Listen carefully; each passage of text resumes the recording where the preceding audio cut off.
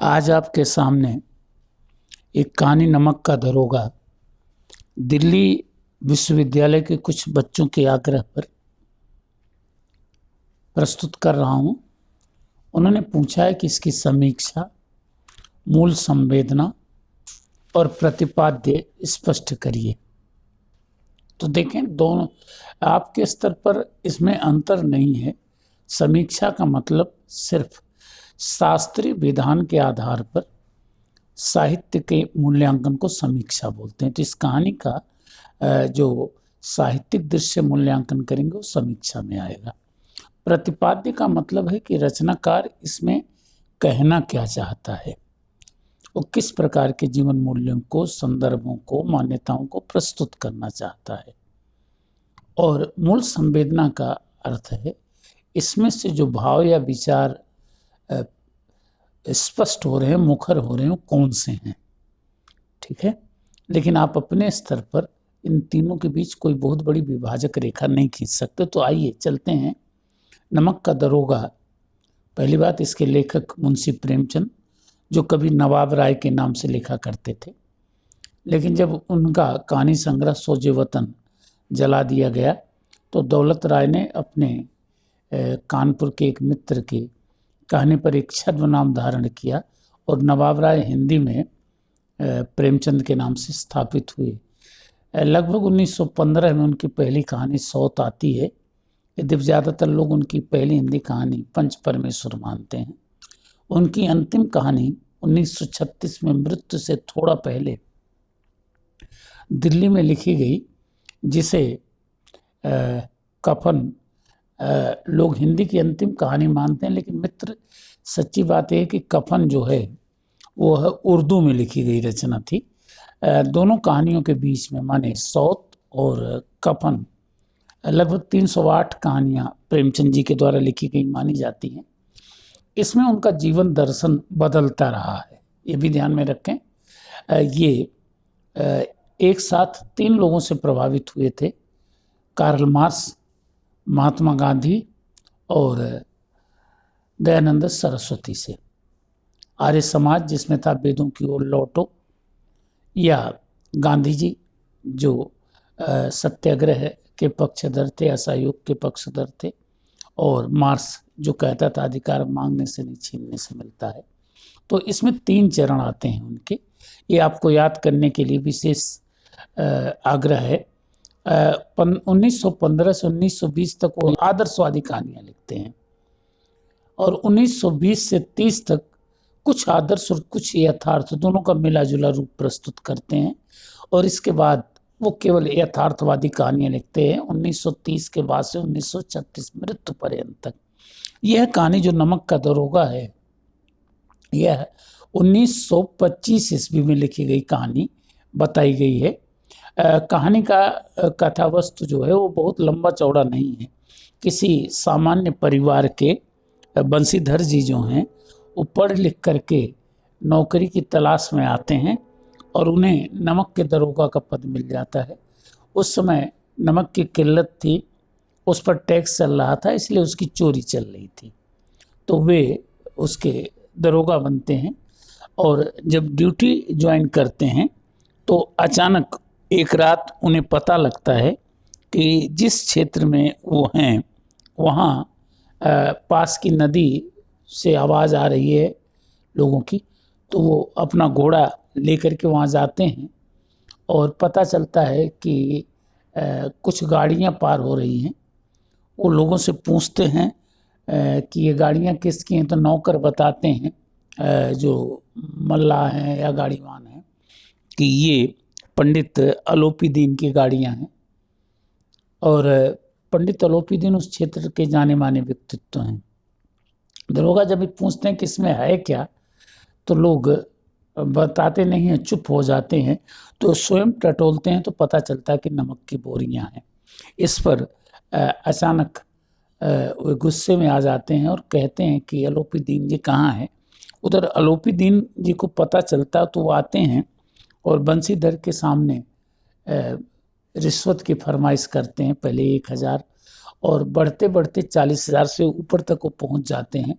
लेकिन ये उन्हें गिरफ्तार करवा लेते हैं अगले दिन जब वो कोर्ट में पेश होते हैं तो सब लोग आलोपी की पक्षधरता करते दिखाई पड़ते हैं और उन्हें बड़ा आश्चर्य होता है कि ऐसा जाना माना व्यक्ति जो समाज में प्रतिष्ठित है वो ऐसे केस में फंस कैसे गया, जबकि सच्चाइयों को इसी तरह की गंदी हरकतें करते थे।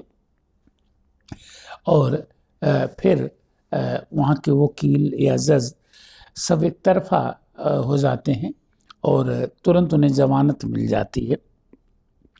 आलोपी जी मुस्कुराते हुए निकलते हैं और बंसीधर जी व्यथित होकर के आते हैं। उन्हें ईमानदारी का ये प्रतिफल मिला था।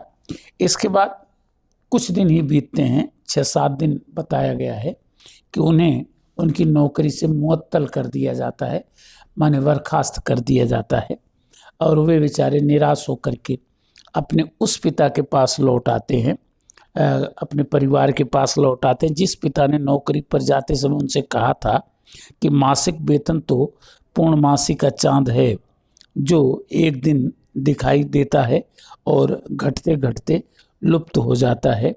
ऊपरी आय जो है वो बहता हुआ स्रोत है जिससे सदैव प्यास बुझती है। अर्थात आपको जब नौकरी मिले तो 4 पैसा कमाने की कोशिश करनी चाहिए। इसका मतलब प्रेमचंद ये बताना चाहते हैं कि 1925 के आसपास भी हमारे देश में रिश्वतखोरी जो थी वो पूरी तरह से स्थापित थी और इस बात का समर्थन आलोपी भी कहते हैं कि जब वो उनसे फरमाइश करते हैं कि हमारी नमक की बोरियों को रोकिए मत जाने दीजिए और हमसे रिश्वत ले लीजिए, तो कहते हैं संसार का तो कहना ही क्या, स्वर्ग में भी लक्ष्मी का ही राज्य है।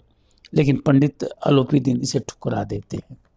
घर आने पर पिता सिर पीटते हैं, पत्नी सीधे मुंह बात नहीं करती है, माँ भी तिरस्कार करती है। बेचारे दुखी होते हैं कि अचानक एक दिन आलोपी अपनी सवारी लोगों के साथ आते हैं और बंसीधर के पिता से मिलते हैं।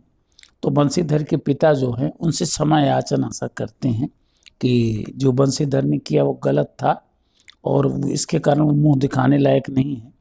तो आलोपी प्रशंसा करते हैं कि ऐसे बेटे सभी को भगवान दें और अंत में वे बंसीधर को बुलाते हैं और बंसीधर को अपनी समूची जायदाद का देखभाल करने के लिए नियुक्त कर देते हैं, अच्छी तनख्वाह पर और अच्छे भत्ते पर। तो मित्र, यहाँ एक प्रश्न उठता है कि बंसीधर बड़ी खुशी खुशी से स्वीकार कर लेते हैं। तो यहाँ जो प्रश्न उठा वो ये है कि एक तरफ तो आप ईमानदार बन रहे हैं और एक आदमी को बेईमान समझ करके उसका तिरस्कार कर रहे हैं, उसे गिरफ्तार कर रहे हैं और फिर गिरफ्तार करने के बाद आप उसी की नौकरी स्वीकार कर ले रहे हैं। तो ये कहानी जो है एक साथ कई बिंदुओं को व्यक्त करती है। कर्मनिष्ठा, रिश्वतखोरी, संबंधों का यथार्थ या खोखलापन कह लीजिए, अवसरवादिता और अंत में सत्यवादिता का समर्थन। समझ रहे हैं ना? कहानी जो है वो इन संदर्भों के साथ लेखन कला की दृष्टि से भी बहुत अच्छी कहानी है। इसमें कथा वस्तु जो है वो सामाजिक, आर्थिक, राजनीतिक कई संदर्भों को स्पर्श करती है। मुख्य पात्र बंसीधर जी और पंडित आलोपी हैं। इसके बाद बंसीधर के पिता और मुंशी जी मुख्य पात्र माने जा सकते हैं। 2 प्रमुख पात्र हैं, 2 सहायक पात्र हैं, अन्य पात्रों की संख्या भी बहुत है। संवादों का बहुत ही सार्थक प्रयोग हुआ है। भाषा जो है वह कहीं न कहीं उर्दू की तरफ झुकी हुई दिखाई पड़ती है। विशुद्ध हिंदी का प्रयोग वैसे भी प्रेमचंद जी नहीं करते हैं। शैली में विवरण, वर्णन, भाव और विचार चारों संदर्भ आए हुए हैं और साथ में कहीं न कहीं आत्मकथात्मक और हास्य व्यंग्य की शैली का भी प्रयोग देखा जा सकता है। देश काल की दृष्टि से चलेंगे तो किसी एकांत, क्योंकि नदी के किनारे कोई पुलिस चौकी है, उसके वो दरोगा हैं और वो चुंगी वाले दरोगा हैं जो नमक पर टैक्स लगता है उसे वसूलने वाले हैं। तो ये कहीं भी हो सकता है। इसके बाद वातावरण देखें तो वातावरण शुरू से अंत तक सामान्य है, थोड़ा सा गंभीर होता है। लेकिन मित्र एक बात बहुत ज़्यादा प्रभावित करती है कि बंशीधर जी जब इतने आदर्शवादी थे और आलोपी दीन को उन्होंने गिरफ्तार कर लिया, तो फिर उन्हीं के द्वारा सस्पेंड कराए जाने के बाद उनकी नौकरी को क्यों स्वीकार कर लेते हैं, उनके चाकर क्यों बन जाते हैं। तो अर्थ ये उठता है, मरता क्या न करता। और इसका उद्देश्य ये बताना है कि मजबूरी इंसान को बड़े बड़े आदर्शों से भी विमुख कर सकती है। इसीलिए ये कहानी आज के परिवेश में भी प्रासंगिक मानी जा सकती है और शायद इसीलिए दिल्ली विश्वविद्यालय के पाठ्यक्रम में ये रखी गई है। तो कुछ बिंदुओं की चर्चा मैंने आपसे की। कहानी सर्वथा सफल रचना है, यही इसकी समीक्षा है।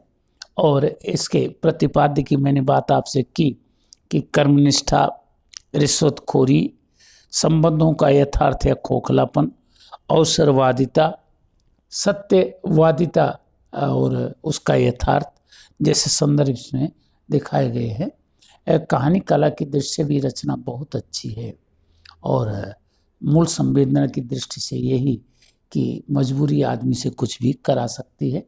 तो आशा है कि आपको यह जो नमक का दरोगा की समीक्षा मैंने प्रस्तुत की या प्रतिपाद्य बताया आपको पसंद आएगा। अगर अच्छा लगता है तो इसे लाइक करें, सब्सक्राइब करें और अपने मित्रों को भी सूचित करें। धन्यवाद। अगली वीडियो में फिर मिलते हैं।